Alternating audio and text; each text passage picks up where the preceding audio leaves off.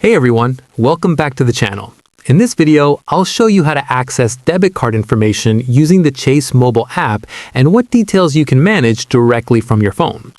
To get started, open the Chase mobile app and sign in with your username and password. Once you're logged in, go to your accounts and tap on the checking account that's linked to your debit card. Next, look for an option that says something like Manage Card or Card Settings. Tap on it to view your debit card details. While you won't be able to see your full debit card number for security reasons, you will be able to see the last 4 digits of your card, recent transactions, and the current status of the card. From this section, you can also manage your debit card. You have the option to lock or unlock the card if it's misplaced, report it as lost or stolen, or request a replacement card directly through the app. Once you're done, you can exit the menu and continue managing your account as usual, knowing your card settings are up to date.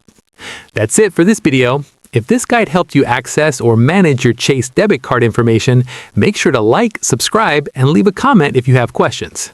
Thanks for watching, and I'll see you in the next one.